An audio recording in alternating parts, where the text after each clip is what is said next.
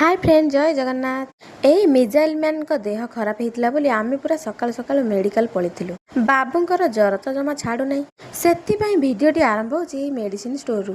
Medicine दुकान में तो सब बेले गहली आ फाइनाली आमको मेडिसिन मिलगला। आम पलि आसलु तापर टिके परिबा किनिदेलु। परिबा रेट तो जहा छाड़ आ कौन ही कहबी जहा हेले खाइबा को तो पड़िबो ना। आज कौन होती के जानी परिबा दुकान रे भी भीड़। एपटे आम पुओ कांदी बोबेकी आक्रांत हेलानी खाइनी बोली किछि।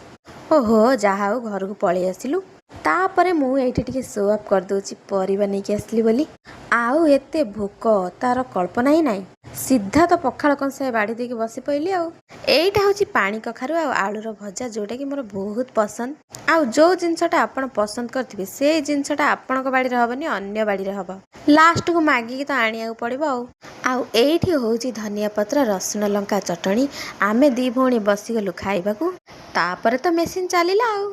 भोक बेले जदि आपणकर मन पसंद आइटम हेइथिबो आउ खाइबार तो चारचन लागिगला आउ। दीदी की नेकी ता शाशु घर को पलि आसिली। आउ जेहेतु मो कुणिया से तो मते चर्चा करिवो ना।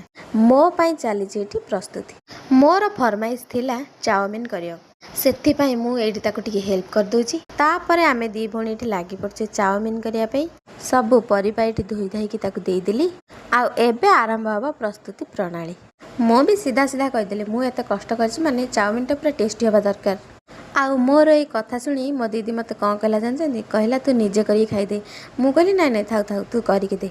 अतिथि को ये व्यवहार मु केबे सही परिबेनी। हाउ हाउ छाड़ आ कौन करिया। एठी चाउमिन के आमे सिझेइकी रखी देइछु। तापर एठी वेजिटेबल फ्राई चलची। मते टिके वेजिटेबल्स क्रंची रहिले भल लागे सेथिपाई मो फरमाइश रे एठी चलीची। ओ वाओ केते सुंदर देखाउछि देखंतु। एठी पूरा रेडी हे गला चाउमिन। कलरटा तो भल अछि बाकी टेस्ट कले जाना पड़िबो केमिति लागुछि। जल्दी जल्दी एठी प्लेट को काढी देलु। तापरे एठी टिके chilli sauce tomato sauce add करी आमे खाइलु। मो दीदी कहले मु कहले अरे तू घरे कोन करछु तू तो फास्ट फूड दुकान करिया रहली बाय।